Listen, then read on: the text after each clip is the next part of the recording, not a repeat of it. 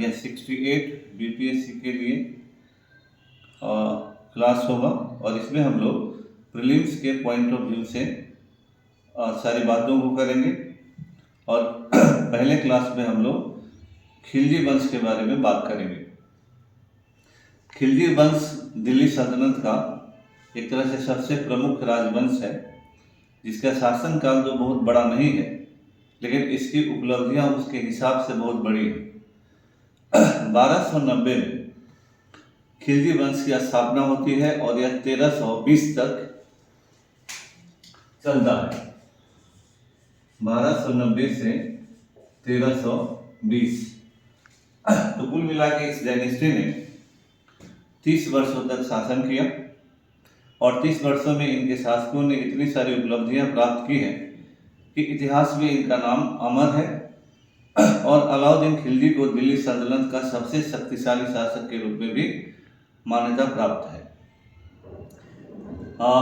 इसमें हम लोग एक बात आपको बता दें कि जब 1290 में दिल्ली सल्तनत की स्थापना हुई तो उसका एक बैकग्राउंड ये है कि 1287 में बलबन की मृत्यु हुई। बलबन दिल्ली सल्तनत का सबसे निरंकुश शासकों में एक था। बलबन दिल्ली सल्तनत के सबसे जातिवादी शासकों में एक माना गया है। बलबन को भारत में तुर्क जाति के सत्ता का निरंकुश शासन स्थापित करने का श्रेय दिया जाता है। बलबन ने शासन के सभी पदों पर केवल और केवल तुर्कों को, और उसमें भी उच्च कुल के तुर्कों को, बाहर से जो तुर्क आए थे उन लोगों को सारे पदों पर नियुक्त किया था।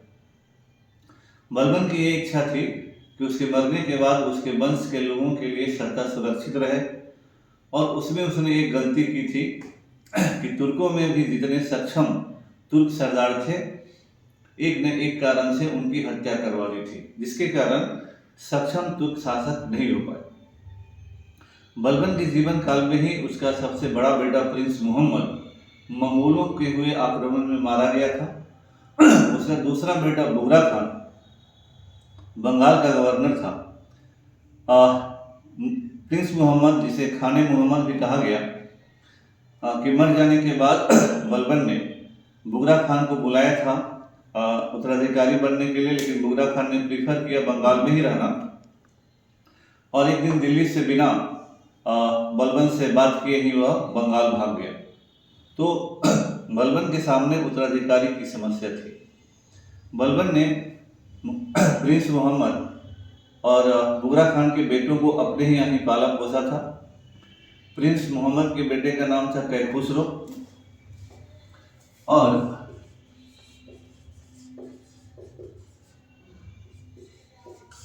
बुगरा खान के बेटा का नाम था कैकुबाल।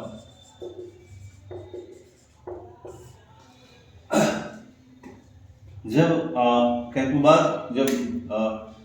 बलबन मरा तो अधिकारियों ने बलबन की बात नहीं मानी, और बुगरा खान जो कि जिंदा था, बंगाल में था, तो बुगरा खान के बेटे कैकुबाल को उन लोगों ने सुल्तान बना दिया।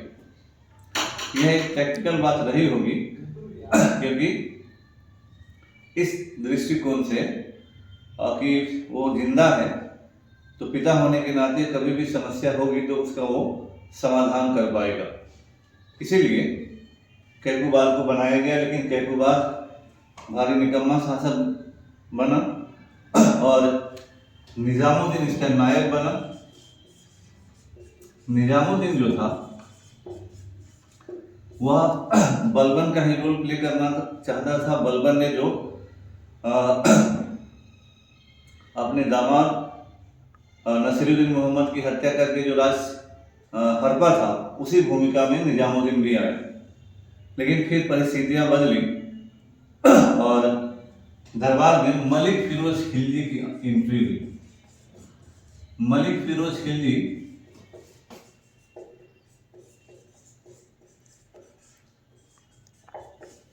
ये अफगान था, मतलब यही खिलजी है। और इसको दरबार में लाने के बाद इसे आरिज ए मुमालिक यानी उस समय के हिसाब से सेनापति बना दिया गया। चूंकि दरबार में केवल और केवल तुर्कों का शासन था, तो एक समस्या पैदा हुई।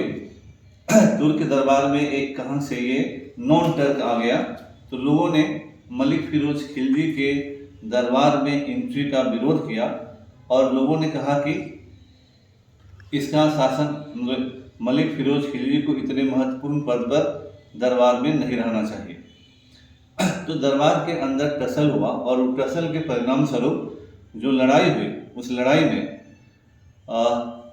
सारे लोग मारे गए। कैकुबाद, कैखुसरो, जितने भी बलबन के लोग थे सारे के सारे मारे गए। और जब लड़ाई खत्म हुई तो उस लड़ाई का विजेता मलिक फिरोज खिलजी हुआ। अब सवाल ये हुआ कि जब लड़ाई खत्म हुई तो लोगों ने सोचा कि अब सुल्तान कौन बनेगा। तो बलबन के खानदान में, डायरेक्ट खानदान में कोई बचा नहीं था। उसका भतीजा था, वह भी सुल्तान बनने के लिए तैयार नहीं था। तो अब समस्या हुई कि जब सुल्तान नहीं बनेगा कोई, तो फिर सुल्तान बनेगा कौन। इसी के बाद इन लोगों ने मलिक फिरोज खिलजी से कहा कि तुम ही सुल्तान बनो। तो बलबन का जो भतीजा मलिक छज्जू था, उसे फिर राज्यपाल बनाया गया। उस समय मलिक छज्जू को बलबन ने करा का राज्यपाल बनाया और वह बलबन के बचे हुए रिश्तेदारों को लेकर करा चला गया। और फिर मलिक फिरोज खिलजी जलालुद्दीन खिलजी के नाम से दिल्ली की गद्दी पर बैठा और यहाँ से दिल्ली सल्तनत की शुरुआत, खिलजी वंश की शुरुआत मानी जाती है। खिलजी वंश की स्थापना को खिलजी क्रांति भी कहते हैं, क्योंकि इसके बारे में कहा गया है कि ascendance of Jalaluddin Khilji signified a revolution in the Muslim politics of India। तो ये मेंस में भी सवाल आता है, लेकिन ये इस बारे में कहा जाता है कि जिस तरह से बलबन ने लगातार तुर्क अधिसत्ता की स्थापना की और प्योर जातिवादी या इतना जातिवादी शासन कभी रहा ना, उस तरह से जातिवादी शासन की स्थापना की, फिर भी उतने जातिवादी शासन का अंत मात्र 3 साल में हो गया। तो उस समय का जो समकालीन इतिहासकार है जियाउद्दीन बर्नी, तो उसने कहा कि सत्ता एक कौम के हाथ से दूसरे कौम में चली गई, इसलिए उन लोगों ने इसे खिलजी क्रांति का नाम दिया। लेकिन क्रांति का मतलब ये नहीं होता है कि शासन एक वंश से दूसरे वंश चले गए।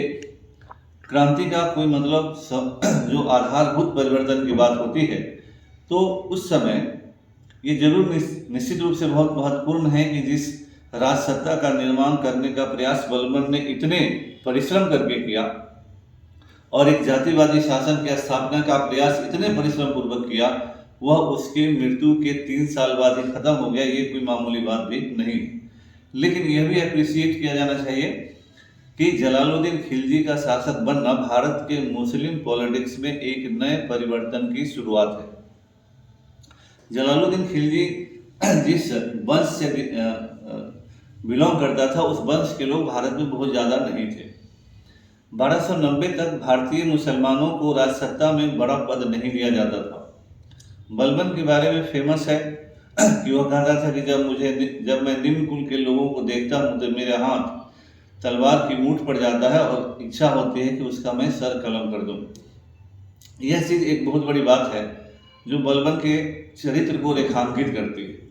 लेकिन यहाँ से चूंकि खिलजियों के पास कोई विकल्प नहीं था कि केवल एक जाति के मुसलमानों को लेकर वो भारत पर शासन करें, तो उन्होंने राजसत्ता का जो धरातल है उसको ब्रॉडेन किया। बहुत सारे मुसलमानों को ही रखा, लेकिन ऊंचे पदों पर बहुत सारे अन्य वर्गों के मुसलमानों को ऊंचे पद दिए। दरबार में बैलेंस बनाने का प्रयास किया और पहली बार शासन के भारतीयकरण की शुरुआत हुई। इसमें भारतीय मुसलमानों को भी हिस्सेदारी मिली और बलबन के द्वारा स्थापित एक वंश के शासन का, एक जाति के शासन के सभी पदों पर पकड़ का अंत हो गया।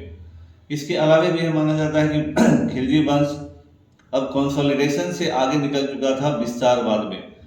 खिलजी दिल्ली सल्तनत के प्रथम सुल्तान हैं जिन्होंने विस्तारवादी एक्सपेंशनिस्ट पॉलिसी अपनाया, विशेषकर अलाउद्दीन खिलजी ने।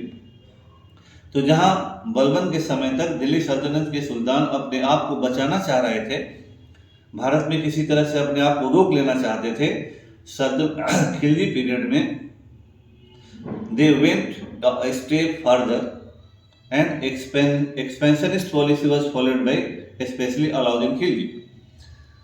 इसके अलावा निरंकुश वाद का शुरुआत होता है, केंद्रीयकरण का शुरुआत होता है, आर्ट एंड आर्किटेक्चर में परिवर्तन होता है, लिटरेचर में परिवर्तन होता है। तो ये क्रांति है, तो मेंस का मुख्य टॉपिक है, लेकिन एक समग्र परिवर्तन होता है और खिलजी वंश की शुरुआत यहाँ से हो जाती है।